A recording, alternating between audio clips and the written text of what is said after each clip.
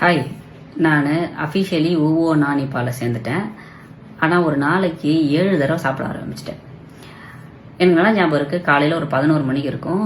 என்னோடய நியர்பை ஸ்கூலுக்கு எங்கள் அம்மா கூப்பிட்டு போனாங்க. அது நியர்பை கிடையாது, ரொம்ப நியர்பை. ஏன்னா எங்கள் வீட்டு பின்னாடியே இருந்த அந்த கவர்மெண்ட் ஸ்கூல்.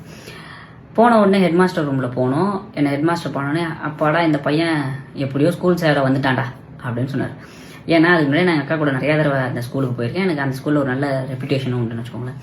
அவர் வந்தார். வந்துட்டு சரி உன்னோட இனிமேட்டு நீ டெய்லி ஸ்கூலுக்கு வரணும் ஓகேவானாரு. ஓகேன்னு சொல்லியாச்சு. உடனே என்ன பண்ணிட்டாரு அப்படின்னா, உன்னோட கையை எடுத்து காதில் இப்படி தொடு அப்படின்னாரு. எனக்கு இப்படியே நின்றுது, எனக்கு தொடவும் வரல. அவரே எழுந்தார். அவர் நல்லா ஆஜான பாகுவாக இருப்பாருன்னு வச்சுக்கோங்களேன். எழுந்தார், இழுத்து வச்சு அவரே கையை இப்படி தொட்டுட்டு, தொட்டாச்சு, இவன் பேரை வந்து அட்டண்டன்ஸை சேர்த்துக்கோங்க அப்படின்னு சொல்கிறார். நானும் எங்கள் அம்மா உள்ளே வரதை பார்த்துட்டு இன்ட்ரா டீச்சர் வந்து ஹெட் மாஸ்டர் ரூமுக்கு வந்தாங்க. அவங்களோட கிளாஸை முடிச்சுட்டு, அவங்க தான் டீச்சர்னா டீச்சர் என்னை பொறுத்த வரைக்கும். ஏன்னா அவங்க எங்கள் ஊர்லேயே இருந்தாங்க. ஒரு குழந்தைங்களுக்கு பிடிச்சமான ஒரு அழகான டீச்சர்னு வச்சுக்கோங்களேன். அது என்னவோ தெரியும், ஒரு பாசமாக இருக்கும் அவங்கள பார்த்தாலே. காலையில் கொடையை பிடிச்சிட்டு 9 மணிக்கு ஸ்கூலுக்கு வந்தாங்கன்னா, அவங்க ஸ்கூலுக்கு போகிறதுக்கு முன்னாடி எல்லாரும் ஸ்கூலுக்கு போயிடணும்னு சொல்லிட்டு ஓடிடும். அதுதான் வந்து எப்பவுமே பாரம்பரியம்னு வச்சுக்கோங்களேன். அவங்க வந்தாங்க, வந்துட்டு இடான்னாங்க. எங்கள் அம்மாவை பார்த்தாங்க. என்னை கையை பிடிச்சினா அப்படின்னு எழுதிட்டு, ஹரி நமோஸ்து சிந்தம் அப்படின்னு எழுதிட்டு நீ கிளாஸுக்கு போடா அப்படின்னு சொல்லிட்டு எங்கள் அம்மாவை பார்த்து ஒரு வாரம் சொன்னாங்க.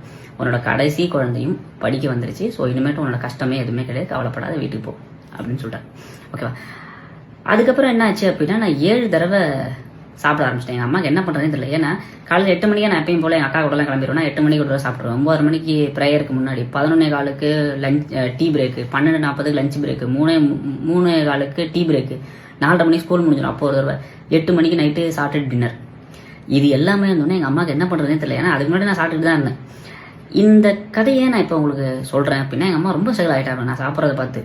இந்த கதையை உங்களுக்கு நான் சொல்கிறேன் அப்படின்னா, ஒரு ப்ராடக்ட்ன்றது இப்படி தான் ஈஸியாக இருக்கும். நான் இப்போ ரீசெண்டாக அட்டாமிக் ஹேபிட்ஸ் சொல்லிட்டு ஒரு புக் படித்தேன். அதில் என்னென்னா, நீங்கள் ஒரு பழக்கம் ஒன்று ஸ்டார்ட் பண்ணுறீங்க டெய்லி அப்படின்னா, அது உங்கள் லைஃப்பில் இம்ப்ரூவ்மெண்ட்டை தான் கொடுக்கணும். ஆனால் உங்களோட ரொட்டீன் லைஃப்பை எதையுமே பாதிக்கவே கூடாது.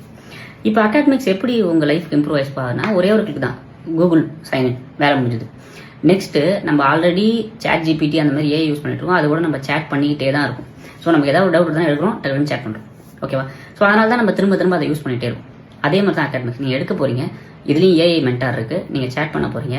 அது கூட சேட் பண்ணி நீங்கள் எல்லாத்தையும் பேச போகிறீங்க. பேசும்போதே கற்றுக்க போகிறீங்க. அது உங்களை ஒரு சின்ன சம்மரைஸ் கேட்க போது, உங்கள் சம்மரைஸ் சொல்ல போகிறீங்க. அது உங்களை இம்ப்ரூவைஸ் பண்ண போகுது. ஸோ டெய்லி 5 நிமிஷம் ஓவர் த டைம், அது உங்கள் கரியரில் நீங்கள் ரெக்ரூட்டர்கிட்ட போகும்போது, நான் படிக்கலை பார்த்துக்கோ ட்ராக் ரெக்கார்ட் அப்படின்ற காமிக்கலாம். ஸோ ரொம்ப simple. Try academics today. By.